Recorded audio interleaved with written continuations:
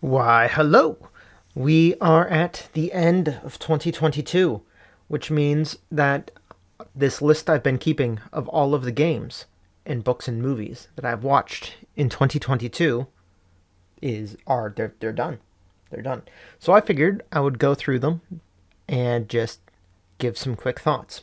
This is the games in no particular order. First is Disco Elysium. Disco Elysium might be one of my favorite games ever. I mean, it might be my favorite game ever. The whole shtick is it's a stats-based RPG with no combat. It's all about like logicking, and you're a detective in a weird diesel punk Eastern European style city that's been racked with revolution and counter-revolution and pardon, all kinds of stuff like that. So it's a really interesting world, but then the best part is all your stats are actually characters that live in your head and chime in and do stuff and let you know things and all of that. And the writing in it is, I think, the best writing I've ever seen in a game. And it is, yeah, it quite possibly is the best thing I've ever played. So can't recommend it enough. It's all voiced now, so you don't have to read all of it. There's no reason not to play it.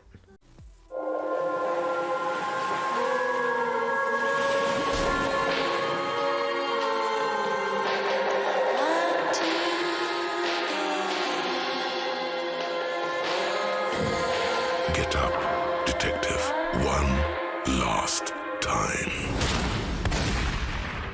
Next is Bayonetta, the platinum action game where you play a dominatrixy woman whose clothes are her hair.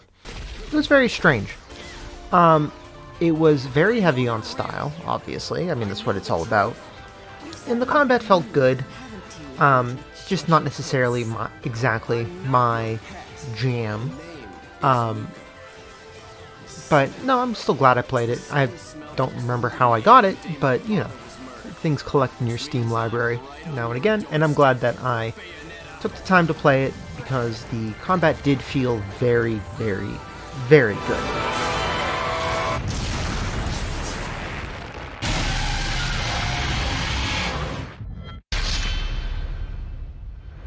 Then we had Resident Evil 7. Now, I've only played Resident Evil 8 up to this point, so it was going backwards in time with our boy Ethan. And Resident Evil 8 had some serious scary sections.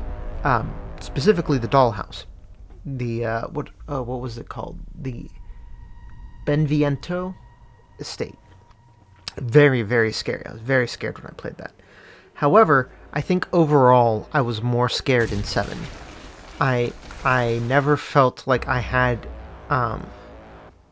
more than just a few moments of security, which kept me constantly on my toes, constantly on edge. And Jack Baker was so scary. He was just so scary. Now that we have a full playthrough on the channel, so if you wanted to see what Resident Evil 7 was like, you could go and find it on the channel. See me scream like a little girl. Come here, boy. Let's do this. Come on. Oh shit, oh shit, oh shit, he's not eating it, Jack! He's not eating it! Shut the hell up, I Marguerite! made that for him! Get the hell out of here! You're a son of a bitch! Oh, I can't believe it, you son of a bitch! He's not eating it! He's not eating it! This was supposed to be a very special feast. Come on, boy.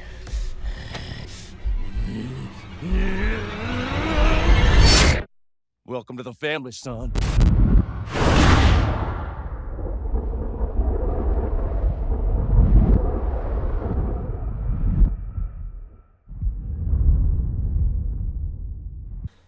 Next, we have Dying Light, the parkour zombie game. I enjoyed this game. I really liked the parkour. The some of the weapons were fun. The game dragged on a little bit towards the end, and then I just kind of blew through the DLC, the following. it at that point I was just kind of ready to be done. And so, but I did enjoy my time in it. The parkour especially was really fun, just constantly seeing how you could try to string things together and being allowed to really explore through the city in that kind of hopping, freeform way.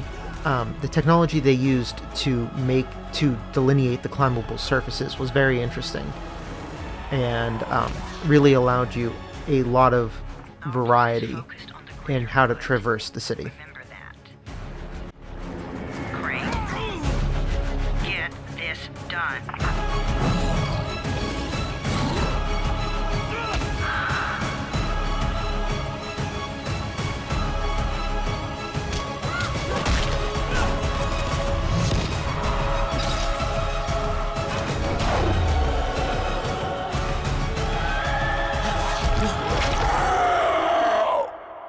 All right, I'm in. I played the remaster of Day of the Tentacle, the LucasArts classic. I mean, it was a classic. I had to play it. It was entertaining. It was diverting. It's a classic for a reason. The insane troll logic was very strong with this one. You know, that kind of 90s adventure game insanity. And adding in the element of time travel certainly made it even more complicated. But it was a good time. Got some chuckles. But whenever I play one of those 90s adventure games, I generally just play it with a guide. Because if I don't understand a puzzle, I'm not going to spend my time getting frustrated figuring it out. I feel like I could take on the world. Next on the list is Rise of the Tomb Raider. These new Tomb Raider games are very competently made, action-adventure shticks. Though I will say that I find them to be a smidge overwrought, given the silly base premise and how we got to where we are with the series.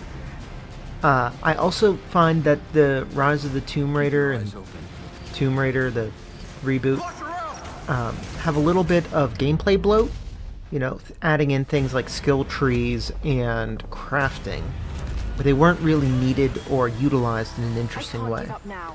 The puzzle tombs were nifty, but I am much more of an Uncharted guy overall. You know there's more out there.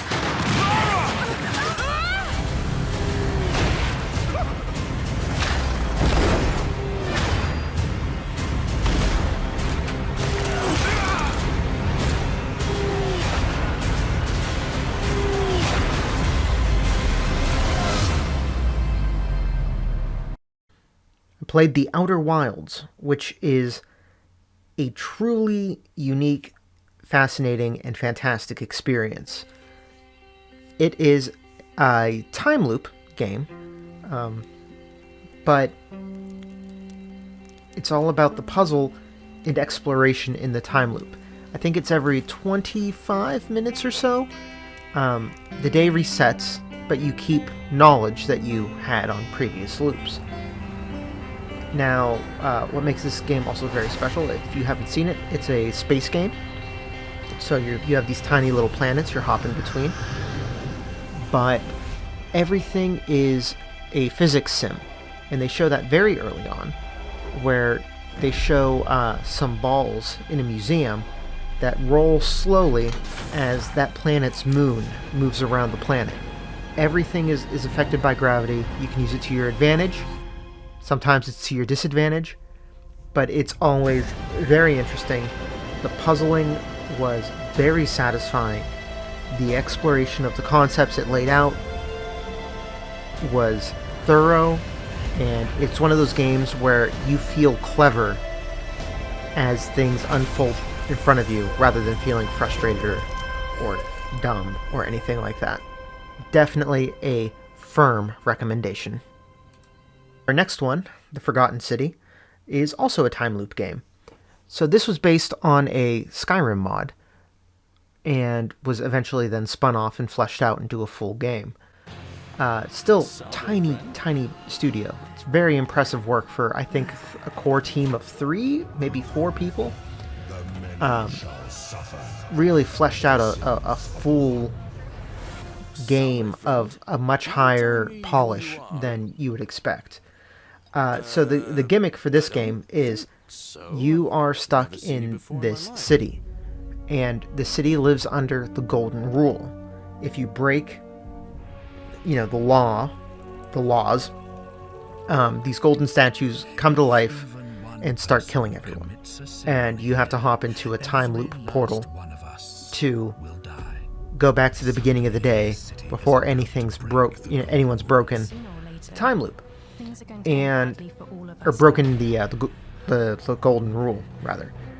And that is, then there's layers of figuring out who's breaking the rules, when they're breaking the rules, and how to prevent them from breaking the rules. And, you figure out one, but then someone else is going to break a rule.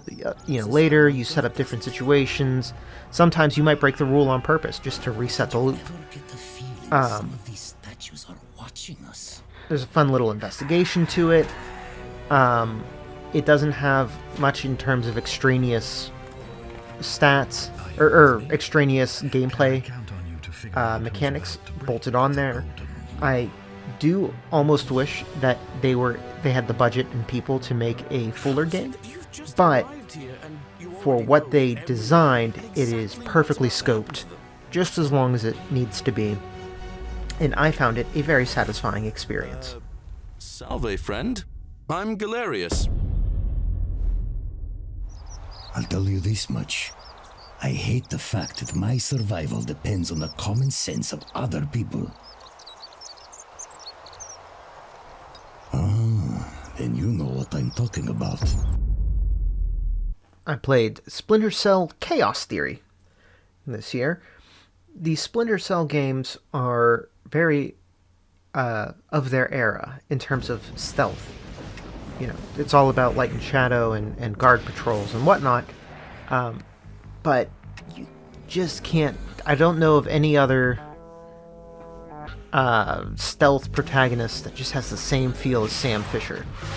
Sam Fisher feels like a predator.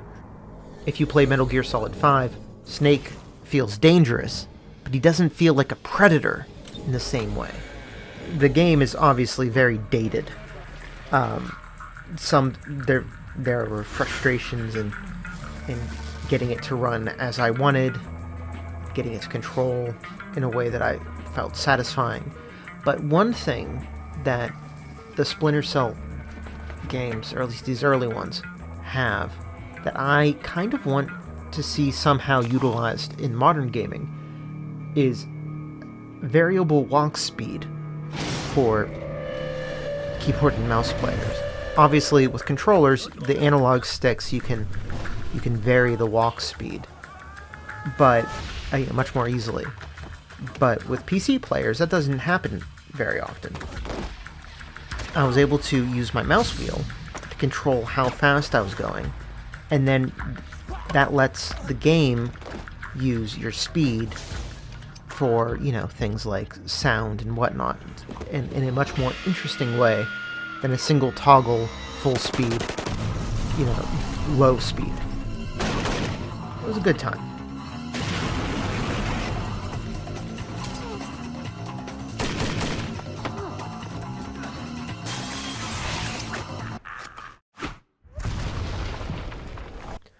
I played the original Red Faction from way back when.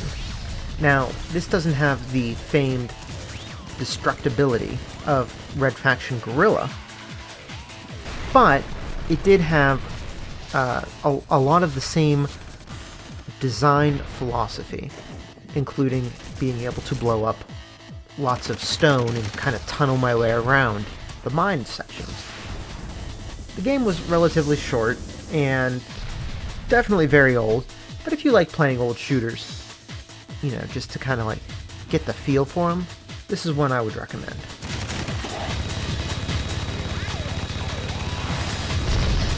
When freedom is at stake, survival is not enough. The Vanishing of Ethan Carter is a classic indie walk and story happens. A walking sim. Narrative walking sim.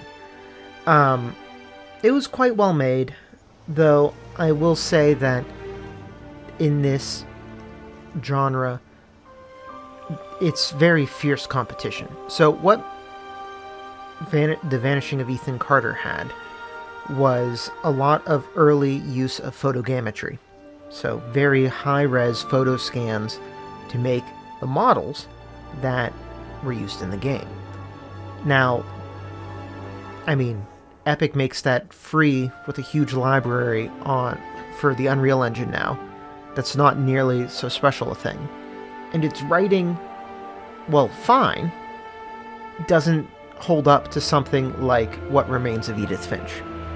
So, it was a fine walking simulator experience, but there are better ones if you haven't played them.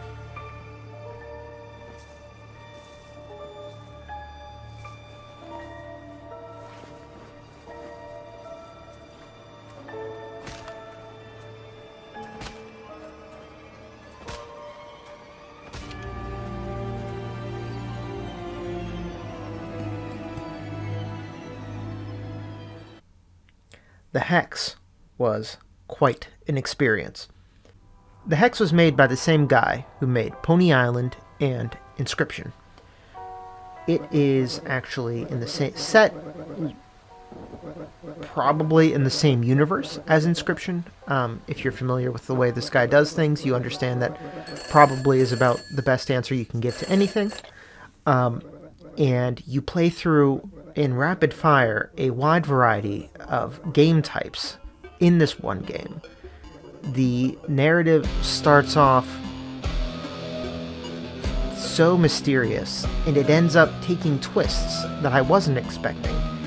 I heartily recommend playing The Hex. It's not a long game. I think it's maybe 5 or 6 hours long, but especially if you liked Inscription and you liked some of the twisting of the narrative and the gameplay mechanics and your expectations, The Hex also provides that, and so I definitely recommend checking it out.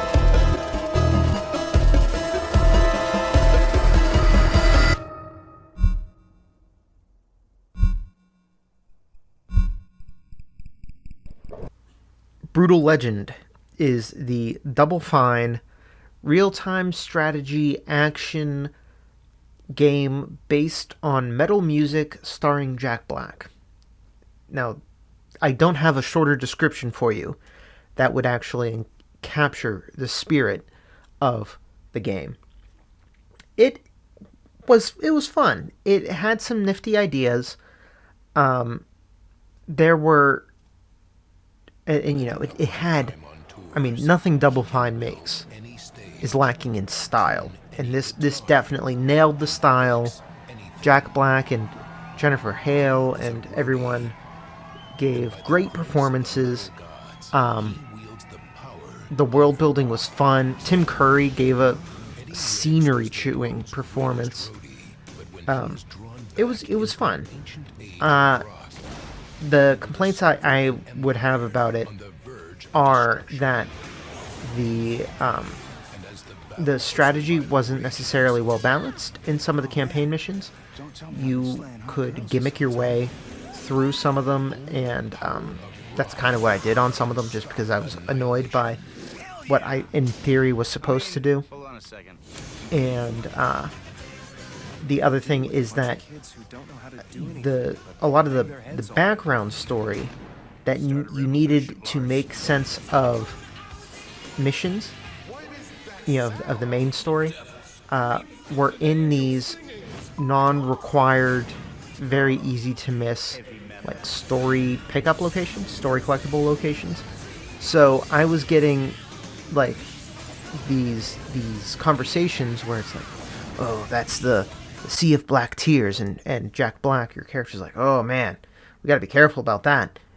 You know, you after what you told me, but I as the player was never told this. I would have been told it if I had gotten all of the story collectibles as I went along, as they were available. But that was never impressed upon the player that maybe you want to collect these.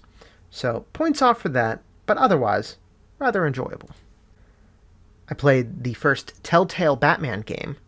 Bruce, you can't keep doing this. It was very satisfying. I mean, it was very well acted. Step out of the shadows. Troy did an excellent Batman. Don't let tombstones be your family legacy. Laura Bailey did an excellent Serena, Kyle / Catwoman, and the girl who played Vicky Vale, I think, did an excellent job. It was a good Telltale game. If you like Telltale games and that style of, limited interactivity, limited manipulation of the story, then I but good writing, then I definitely would recommend it. It had some fun, trying to figure out, like, in that scenario, in that kind of gameplay, how do you make someone feel like Batman, especially in a world that the Arkham games already existed. And so they do some neat things, I think, to try to make that happen. Well then, time to save the city.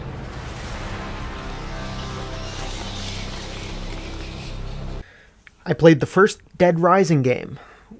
Dead Rising, the notion is you're a photojournalist, and there's a zombie outbreak that happens, and you crash into the mall. You get stuck in the mall, so it's very Dawn of the Dead or whatever.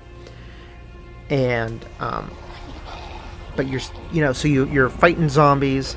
You are still taking a lot of pictures, and you are doing the story to try to figure out why the outbreak happened, get out of there, so on and so on. Now, this is very much a comedy game. You get bonus points when you take pictures of zombies falling down, like that kind of stuff, doing something dumb. Your weapons are, in this one, you can't do the crafting of the weapons, but you do have there's things like guns and stuff like that, obviously, but basically anything you can pick up can be a weapon, and that results in some very silly stuff. And a lot of, like, the mini bosses that you'll find are just these comedy, blown out of proportion apocalypse characters, like the clown that juggles chainsaws and stuff like that. So it's a good time. I had some frustration points with it.